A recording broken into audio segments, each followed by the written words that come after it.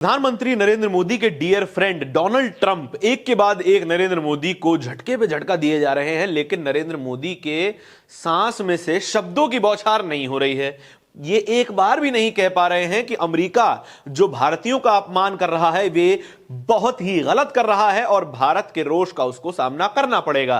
क्या Narendra Modi Donald Trump के सामने घुटने टेक चुके हैं? इसका एक और उदाहरण अब सामने आ गया है। अमेरिका ने पहले 104 भारतीयों से भरा एक जहाज भेजा जिसमें भारतीयों के हाथों में हथकड़ी, पैरों में बेड़ियां, जंजीरों से बांधा गया था। दूसरा जहाज भेजा जिसमें 119 भारतीय सवार थे। मंजर बिल्कुल सेम था, बिल्कुल वैसा ही था जैसे पिछले जहाज का था।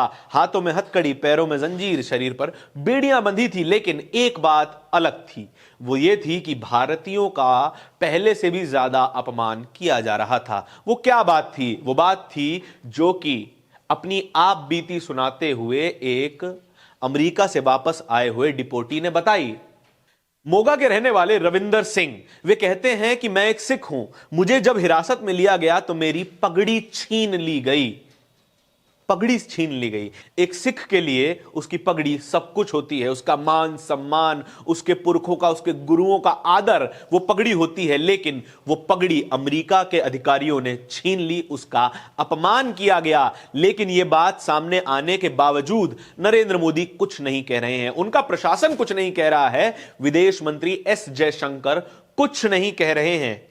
भारतीय जनता पार्टी जो कि इस वक्त सत्ता में है, वे खूब वकालत करती है भारतीय संस्कृति की, भारत के लोगों की। क्या इस वकालत में एक सिख व्यक्ति का आत्मसम्मान, उसके धर्म का सम्मान नहीं जुड़ा है?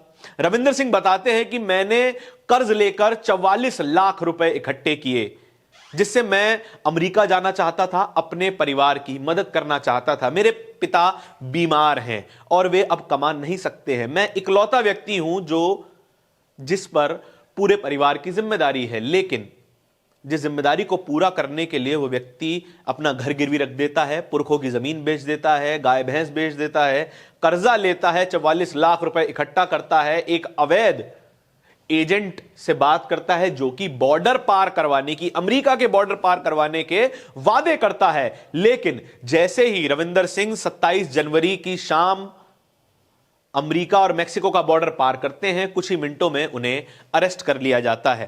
अरेस्ट करने के बाद उन्हें डिटेंशन सेंटर लेके जाया जाता है और वहां पर उनके सभी कपड़े उतरवा दिए जाते हैं, साथ ही उनकी पगड़ी भी छीन ली जाती है। रविंदर सिंह आगे बताते हैं कि मैं ही नहीं, वहां मौजूद सभी सिख लोगों की पगड़ियां उतरवा ली गई, उनके साथ बदसलूकी की गई और पहनने के लिए केवल एक टी शर्ट, एक लोअर और जूते दिए गए। जूते के भी फीते निकाल लिए गए। बार बार पगड़ी मांगने के बाद रविंदर सिंह को अमेरिकी अधिकारियों ने एक जवाब दिया।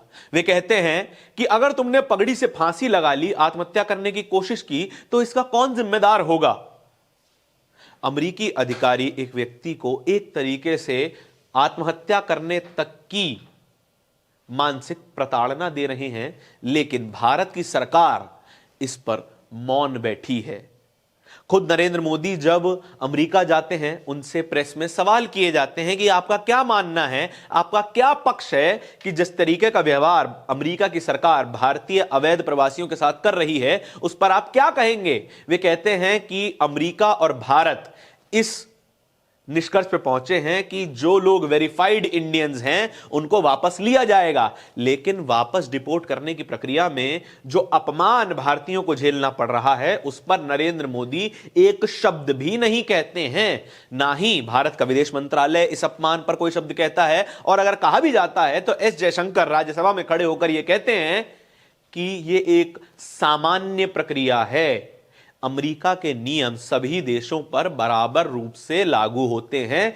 क्या पगड़ी उतरवा लेना, एक धार्मिक भावना को आहत करना, क्या यह एक सामान्य प्रक्रिया है? अगर यह एक सामान्य प्रक्रिया है तो भारत की सरकार को यह कह देना चाहिए कि हम अमेरिका के सामने घुटने टेक चुके हैं, हम डोनाल्ड ट्रंप के सामने कुछ नहीं बोल सकते। तब भी नहीं बोल सकते जब डोनाल्ड ट्रंप खुलेआम खुली प्रेस कॉन्फ्रेंस में भारत को धमका रहे होते हैं, भारत पे उठ रहे सवालों पर चुटकी ले रहे होते हैं, मुस्कुरा रहे होते हैं। प्रधानमंत्री मौन है, 56 इंच के सीना अब कुछ पिचक गया है और एक शब्द भी जबान से नहीं निकल रहा है। इस खबर के बारे में ट्विटर पर लिखते हुए ऑथर ब्रह्मचल्यान लिखते हैं, after the first batch of Indian deportees arrived shackled and handcuffed on US military plane, New Delhi said it would urge humane treatment. But despite Modi's White House visit, the US had deported more Indians in shackle, with the Sikh returnee deprived of their turbans. Sikh व्यक्तियों को पगड़ी नहीं पहनने दी गई, उनसे पगड़ी छीन ली गई। कितनी मानसिक प्रताड़ना की बात है एक सिख व्यक्ति के लिए कि उसका आत्मसम्मान छीन लिया गया। सुब्रमण्यम स्वामी सिर्फ 2 शब्द लिखते हैं, टेरेबल मोदी।